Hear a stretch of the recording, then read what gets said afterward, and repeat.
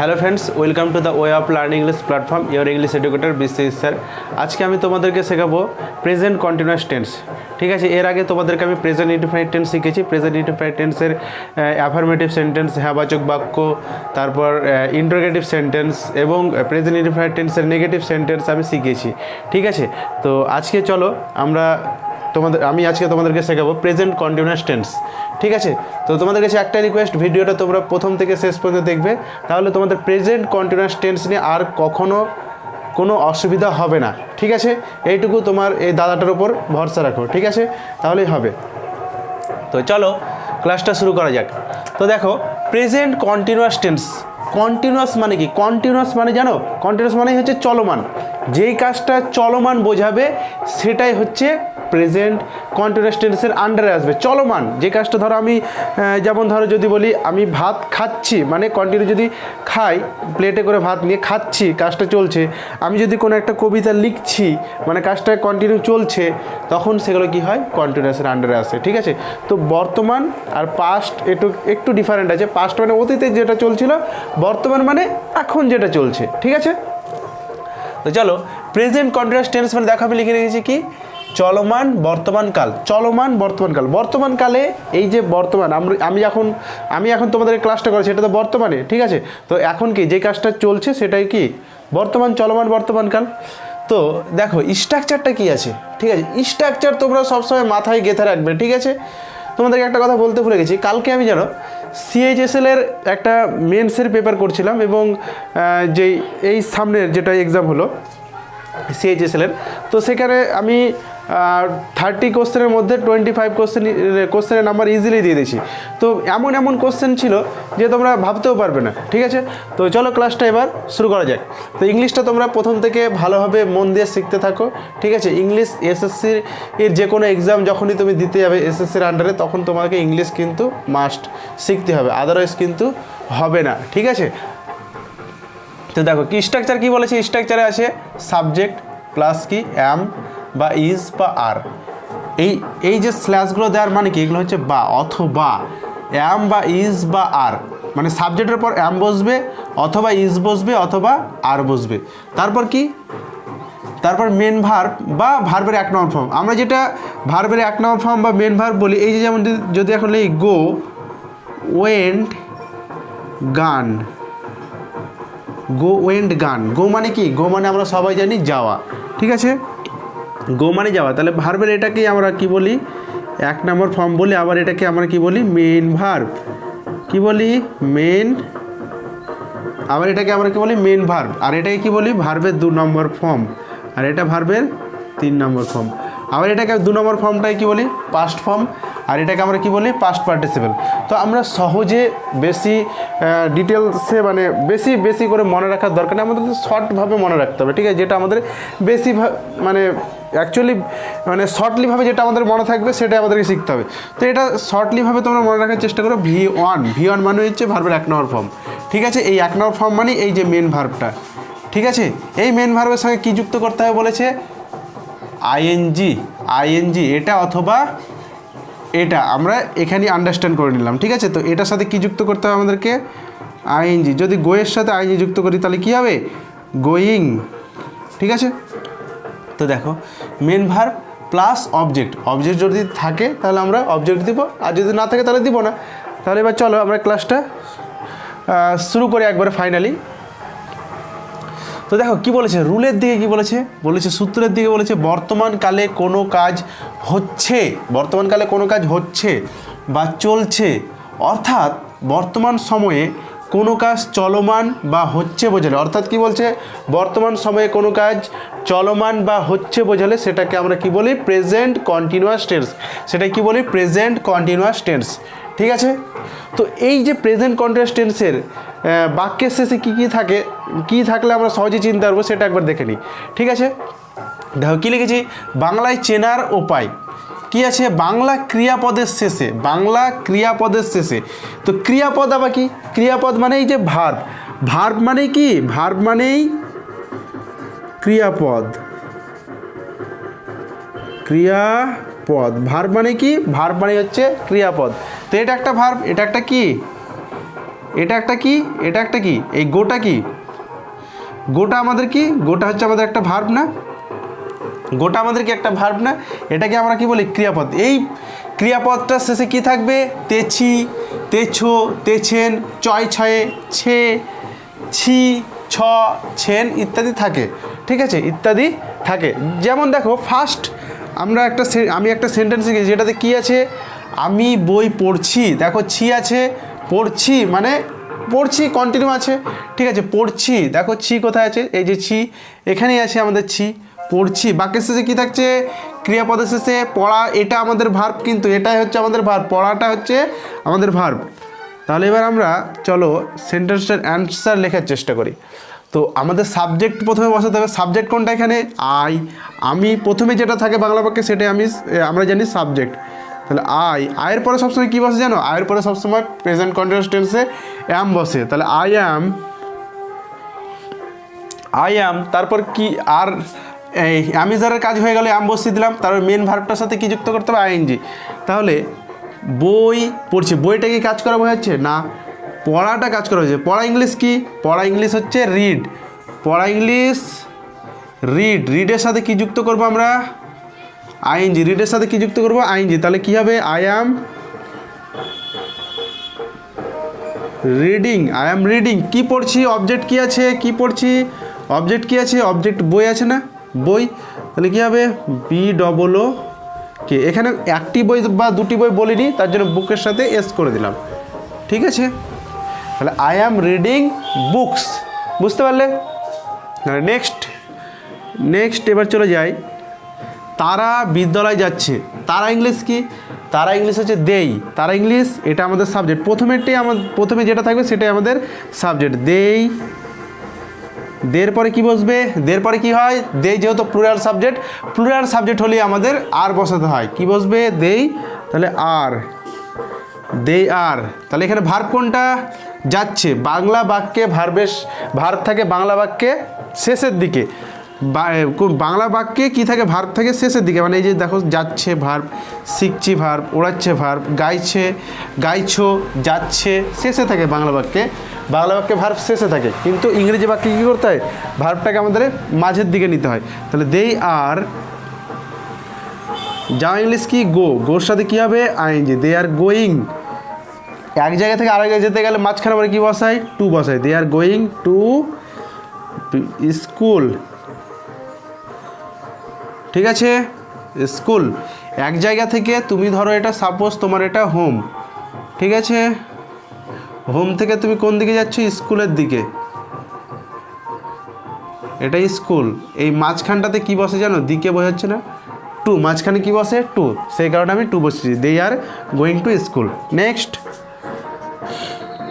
আমরা ইংরেজি ব্যাকরণ শিখছি, তাই তো, আমরা ইংরেজি ব্যাকরণ শিখছি, তাহলে এখানে কি বসাবো, প্রথমে সাবজেক্ট, আমরা ইংলিশ কি, উই যেহেতু প্লুরাল সাবজেক্ট হলে কী বসাতে হবে, একটু আগে আমরা কী শিখলাম, আর বসাতে হবে, আর বসিয়ে দেবো, সাবজেক্টের পরে কী বসবে, তাহলে সাবজেক্ট বসালাম, এবার কী বসাবো, আর, তাহলে উই আর, তারপর আমাদের কী বসাতে হবে বলেছে, মেন ভার্ব বা ভার্বের 1 নম্বর ফর্ম, তার সাথে কি যুক্ত করতে হবে, আইএনজি যুক্ত করতে হবে। তাহলে এখানে মেন ভার্ব কোনটা, এই যে শিখছি, শেখা ইংলিশ কি, শেখা ইংলিশ হচ্ছে এই যে লার্ন, LEARN, তার সাথে আমাদের কি যুক্ত করতে হবে, আইএনজি, তাহলে কী হবে, learning, we are LEARNING,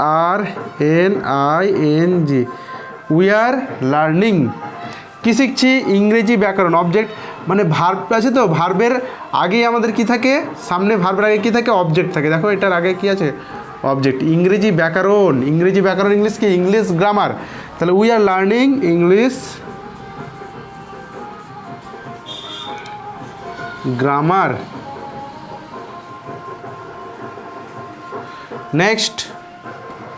next কি বলেছি, সে একটি ঘুড়ি ওড়াচ্ছে, সেটা কি, তুমি না আমি, তুমিও না আমিও না, বাইরের একজন, থার্ড পার্সন সিঙ্গল নাম্বার, তাই তো, থার্ড পার্সন সিঙ্গল নাম্বার হলে ইজ বসাতে হয়, সাবজেক্টের পরে সাবজেক্ট যদি থার্ড পার্সন সিঙ্গল নাম্বার হয় তাহলে আমরা সাবজেক্টের পরে কী বসাবো, ইজ বসাবো। এই দেখো এবার ইজের ব্যবহারটা করবো এবার, তাহলে হি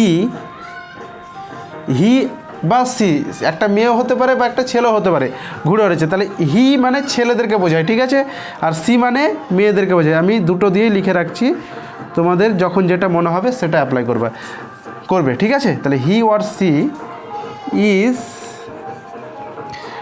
ইজ কি ওড়ান ইংলিশ কি ফ্লাই, FLY, তার সাথে কি যুক্ত করতে হবে আইএনজি, কি যুক্ত করলাম আইএনজি, ফ্লাইং। তাহলে হি অথবা সি ইজ কি করছে ফ্লাইং করছে, ওড়াচ্ছে, কি ওড়াচ্ছে ঘুড়ি, একটি ঘুড়ি,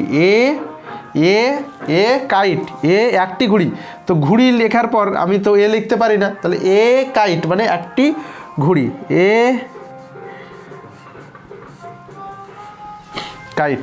নেক্সট আমরা চলে যাব, তুমি একটি গান গাইছো, তুমিটাকে আমি আর তুমি আছো, এখানে তুমি আছি, তাই তো। তাহলে তুমি কি করছো, তুমি একটি গান গাইছো, তাহলে তুমি ইংলিশ কি ইউটা দেখো, তুমি আর আমি আছি এখানে, তাহলে আমরা দুজন এখানেই আছি, প্রেজেন্ট আছি, তাই তো। তাহলে আমরা দুজন বাইরের একজন না, তাই তো, আমরা দুজন বাইরে একজন না। তাহলে যখন বাইরের যখন হবে তখন থার্ড পারসন সিঙ্গুলার নাম্বার হয়, আর যখন আমাদের দুজনের মধ্যে থাকবে তখন সেটা কী হবে, ফার্স্ট আর সেকেন্ড সাবজেক্টের মধ্যে থাকবে। তাহলে ইউ হচ্ছে কি সেকেন্ড সাবজেক্ট, তাই তো, সেকেন্ড পারসন, তাই তো। সেকেন্ড পারসনের পরে আমরা কি বসাই, ইউ এর পরে কি বসাতে হয়, ইউ এর পরে আর বসাতে হয়। তাহলে ইউ আর কি করছে গাইছে, সিং মানে গান করে, জানো, সিং মানে গান করে, তার সাথে কি যুক্ত করতে হবে আমাদেরকে আইএনজি। তাহলে you are singing, SINGING, you are singing, কি করছে একটি গান, সং মানে কি, সং মানে গান, তাহলে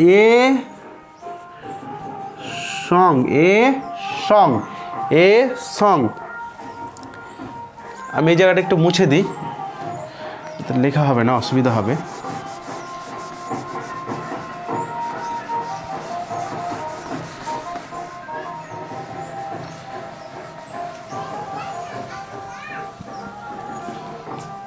নেক্সট আমাদের কি আছে, কৌশিক বাজার যাচ্ছে, কৌশিকটাকে থার্ড পারসন সিঙ্গুলার নাম্বার, তুমিও না আমিও না, বাইরে একজন কৌশিক। তাহলে কৌশিকের পরে কি বসাতে হবে, ইজ বসাতে হবে নিশ্চয়, তাই তো।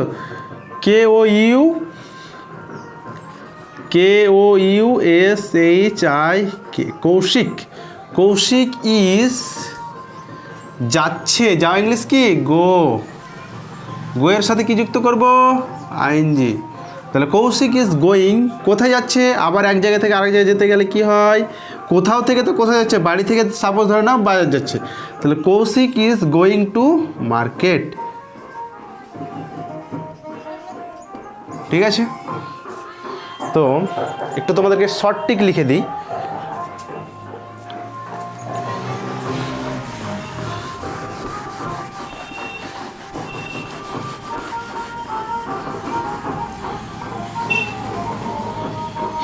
আয়ের পরে সবসময় কি বসে জানো, আয়ের পরে সবসময় অ্যাম বসবে,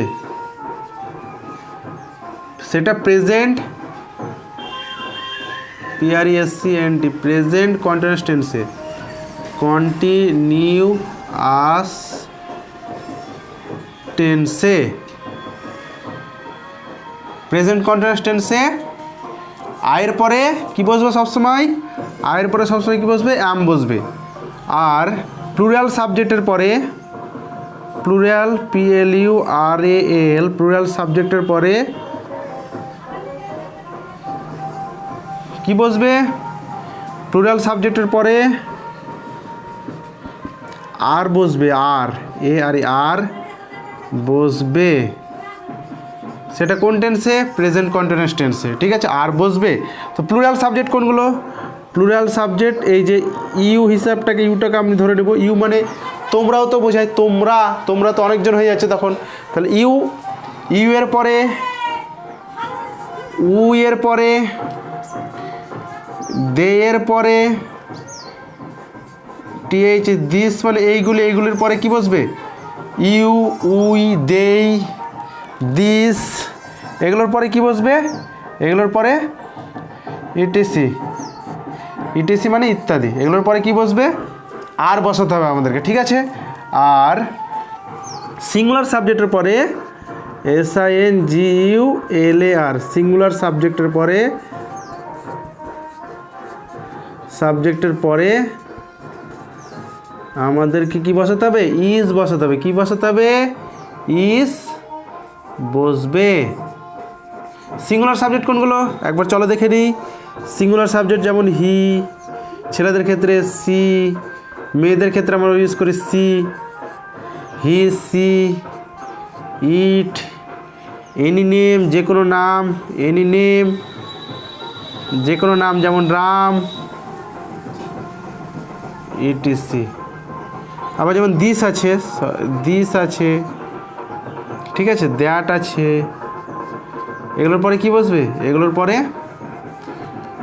পরে ইটিসি ইত্যাদি। এগুলোর পরে কি বসবে? ইজ বসবে। এগুলোর পরে কি বসবে? এগুলোর পরে ইজ বসাতে হবে, ইজ বসাতে হয়,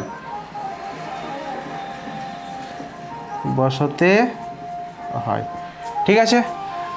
তো আজকের মতো ক্লাসটা এত দেরি করালাম, ঠিক আছে। তো তোমরা ভিডিওটা প্রথম থেকে শেষ পর্যন্ত দেখবে। আমার একটাই রিকোয়েস্ট, আমি আবার বলছি, তাহলে তোমাদের এই দাদাটার উপর ভরসা রাখো, তোমাদের প্রেজেন্ট কন্টিনিউয়াস টেন্সের আর কখনো অসুবিধা হবে না। আমি এর আগে প্রেজেন্ট ইনডিফিনিট টেন্সের উপর ভিডিও করিয়েছি, ঠিক আছে। সেই ভিডিওগুলো তোমরা অবশ্যই দেখবে, তাহলে তোমাদের আর কখনো কিন্তু ভুল হবে না। আমি এভাবেই কিন্তু ভিডিও স্টেপ বাই স্টেপ এগিয়ে যাব। আমি ফার্স্ট টেন্স দিয়ে শুরু করলাম, কারণ টেন্সটাই আমাদের বেশি ইম্পর্টেন্ট। আমাদের প্রথমেই একটাই রুলস ইংরেজি শেখার জন্যে, আমাদেরকে সবার আগে সাবজেক্ট ভার্ব অবজেক্ট চিনতে হবে। আর প্রত্যেকটা সেন্টেন্সেই সাবজেক্ট ভার্ব অবজেক্ট ছাড়া কিন্তু ইংরেজি বাক্য তৈরি হয় না, ঠিক আছে। এটাই একটাই রুলস পৃথিবীতে, যে সাবজেক্ট এর পর ভার্ব বসবে, ভার্বের পর অবজেক্ট যদি থাকে তো বসবে, কিন্তু সাবজেক্ট ভার্ব আমাদেরকে চিনতে হবেই হবে, ঠিক আছে। তো চলো দেখা হচ্ছে নেক্সট ক্লাসে। আর যারা যারা ক্লাসে নতুন আছো প্লিজ চ্যানেলটাকে সাবস্ক্রাইব করো এবং ভিডিওগুলোকে শেয়ার করো, ঠিক আছে। তো সেটা যদি করো তাহলে আমিও মোটিভেট হয়ে ভিডিওগুলো স্টেপ বাই স্টেপ আমি দিতে পারবো, ঠিক আছে। তো আর যদি কোথাও বুঝতে অসুবিধা হয় তাহলে তোমরা কমেন্টের মাধ্যমে আমাকে জানাবে, ঠিক আছে। আমি তোমাদেরকে রিপ্লাই অবশ্যই করবো।